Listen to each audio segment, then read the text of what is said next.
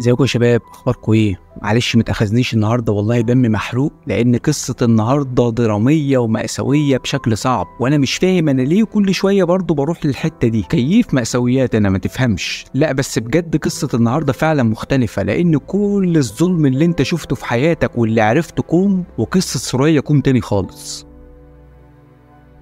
من كام سنة كده أخت سوريا بعتت رسالة لصحفي فرنسي عشان تستنجد بيه إن هو ينشر قصة سوريا للعالم كله، ولولا كده إحنا ما كناش هنعرف حاجة عن القصة دي خالص. مين سوريا بقى؟ سوريا عندها 35 سنة، متجوزة من واحد أنت تقدر تقول عليه كلب شيطان، ده مش بني آدم، وعندها ولدين وبنتين، وعايشة حياة كده بسيطة في قرية كده في إيران. جوزها بقى ممكن يضربها على أتفه سبب، وهي للأسف ضعيفة، مفيش حد استنجد بيه، لأن ببساطة العرف في المدينة اللي هم عايشين فيها إنك طالما اتجوزتي يبقى منك لجوزك، مالكيش أي حقوق غير انك تفضلي تحت طوعه، ومهما عمل فيكي تستحملي برضه. وفضلت هي مستحمله عشان عيالها، وكل ليله زي ما بتقول كده يعني ايه تنام ودموعها على خدها. جوز سوريا بقى ببساطه كده من الناس اللي هي ايه بتجيب الفلوس من اي حته، ما عندوش مشكله هي جايه منين. وخلي بالك ان النوع ده من الشخصيات الخوافين بيعملوا له حساب، انت عارف اللي هو بيبقى مسيطر ده. وحط لي تحت الجمله دي بقى شويه خطوط.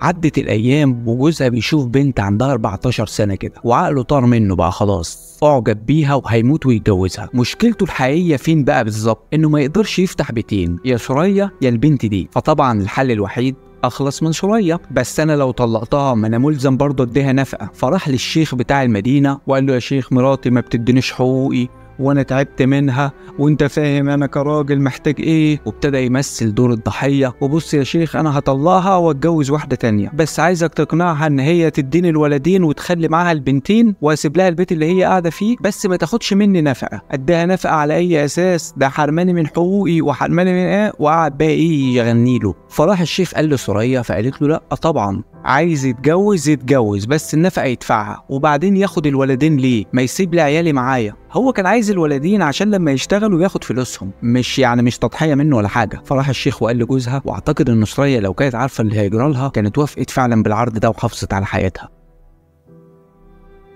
من التوقيت ده بقى جوزها ابتدى يشتغل لها في الازرق، ضرب كل شويه، قله قيمه، وما عادش فلوس بتتصرف في البيت. وكانت لاول مره بقى في حياتها تسيب البيت وتروح تقعد عند اختها، خلاص ما عادش طايقه. اختها شخصيه غيرها خالص، يعني شخصيه قويه، وقاعده لوحدها في البيت ما اتجوزتش. قعدت بقى تحكي لاختها اللي حصل من اول خالص بقى، ووريتها اثار الضرب اللي في جسمها، وقعدوا يشتكوا لبعض بقى طول الليل، وناموا وصحيوا على خبر واحده جارتهم ماتت. الست دي كانت متجوزه من راجل اسمه هاشم. الراجل ده جبان حرفيا، ده مش شتيمه، لا هو خواف فعلا، ولو انه يستاهل الشتيمه والله. من الناس اللي هي ماشيه جنب الحيط، من بيته لشغله ومن شغله لبيته. ومن هنا هيبتدي يجهز جوزها لخطته اللي ما تجيش على بال الشيطان نفسه.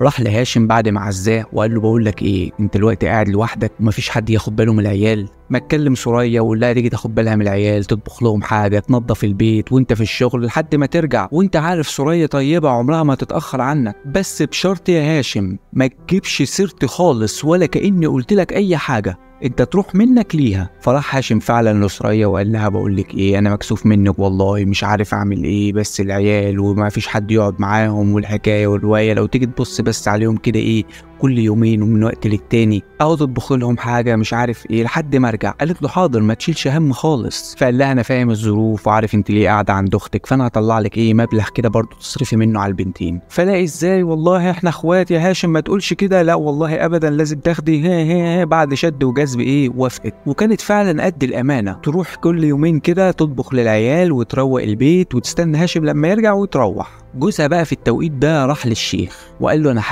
مش حاسس ده انا متاكد ان مراتي بتخوني مع هاشم. الشيخ ازاي انت بتقول كده على سوريا، ما احنا عارفين سوريا ومش عارف ايه. قال له يا شيخ انا بقول لك متاكد ان هي بتخوني مع هاشم. قال له بص ده اتهام محتاج دليل، اولا تجيب لي شاهد، ثانيا هاشم يشهد على نفسه ان ده حصل. قال له لو على الشاهد بسيطه انا هجيب لك الشاهد. وابتدى الحيوان يعمل ايه بقى، من تحت لتحت كده في وسط الناس يشيع الخبر ان مراته بتخونه مع هاشم. والبلد بسيطه فسهل قوي ان هي الاشاعه تكبر، والاشاعه فعلا قعدت تكبر لحد ما الناس ابتدت تالف كلام كمان من دماغها، ويشوفوا بقى هاشم ما راحش الشغل النهارده، يبقى اكيد معاها، لحد ما بقت سيرتها فعلا على كل لسان. استنى جوزها شويه كده على الاشاعه لما تستوي وتاخد راحتها، وراح جاب مراته من عند اختها، وضرب في الشارع بقى وقله قيمه، يا خاينه انت بتخونيني انا بعد ما عملت وبعد ما سويت، ومش مديها فرصه ان هي تدافع عن نفسها ابدا. وبعدها راح لهاشم قال له انا مراتي بتبات عندك ليه؟ قال له سوريا عمرها ما باتت عني، مين اللي قال الكلام ده؟ فقال له انا عارف اللي بيحصل من ورا ظهري وانا مش نايم على وداني. فهاشم قال له سوريا انا عمري ما شفت منها غير كل خير، ازاي تقول عليها حاجه زي دي؟ فقال له يا هاشم انت عارف عقوبه اللي بيذنب واحده متجوزه ايه؟ انتوا الاتنين هيتحكم عليكم بالرجم، والناس متاكده بره ان ده حصل، فخاف على نفسك وخاف على عيالك، وانا مش طالب منك حاجه، انا كل اللي عايزك تقوله بس ان هي حاولت معاك وانت رفضت، ولا تحب اقول بقى ان انا شفتكم انتوا الاتنين مع بعض؟ طبعا الراجل هنا خاف وكش، وافق فعلا ان هو يقول عليها كده. ولما جه الشيخ يحكم قال له ده عرضت عليا وانا رفضت. والناس طبعا واقفه ملمومه، ما كانش محتاجه يعني ايه كلام كتير، الناس طبلت كلها لدرجه ان ابوها كمان صدق، ما كانش فيه غير اختها وهاشم بس اللي يعرفوا ان هي بريئه. بس للاسف مهما حاولت تدافع عن نفسها ما كانش حد هيصدقها، وهي كلمه واحده بس اللي قالتها حسبي الله ونعم الوكيل.